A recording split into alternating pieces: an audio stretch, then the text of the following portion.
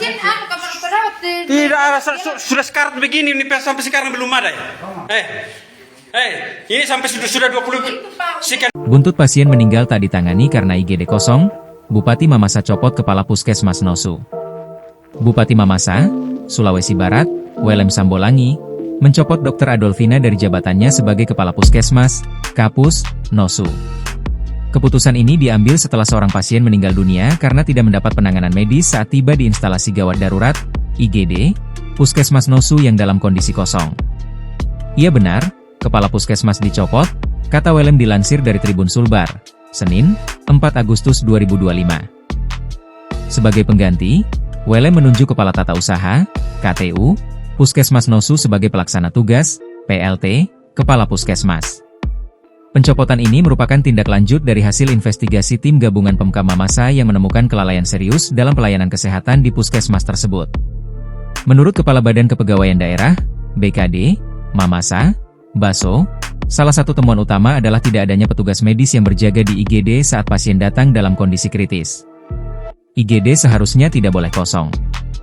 Fakta ini menjadi bukti pelanggaran standar operasional pelayanan, tegas Baso. Peristiwa tragis ini terjadi pada Jumat, 1 Agustus 2025.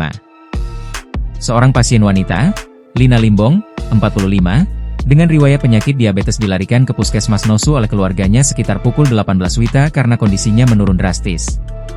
Namun, setibanya di IGD, tidak ada satupun petugas medis yang siaga. Dalam kondisi kritis, pasien hanya ditemani oleh beberapa anggota keluarga yang terlihat panik dan putus asa. Video siaran langsung kejadian ini diunggah oleh akun Facebook Karya Indah Rombelinggi pada pukul 19 WITA, dan segera viral di media sosial.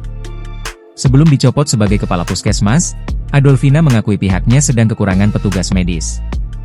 Namun, ia membantah tudingan bahwa pasien tidak ditangani. Ia menjelaskan bahwa saat pasien dibawa ke puskesmas, kondisinya sudah sangat kritis. Tidak benar kalau tidak ada pelayanan. Kami memang kekurangan petugas karena petugas siang yang berjaga kebetulan sedang antar pasien rujukan ke Polewali saat pasien datang ke puskesmas, ujar Adolfina saat dikonfirmasi via sambungan telepon, Sabtu, 2 Agustus 2025. Adolfina menjelaskan, selain petugas yang sedang merujuk pasien ke RSH Jija Andi Depu di Polewali Mandar, beberapa tenaga medis lain juga sedang cuti. Satu-satunya petugas yang tersisa saat itu sedang berada di lantai 2 untuk menangani proses persalinan pasien lain. Download Tribun X sekarang, menghadirkan lokal menjadi Indonesia.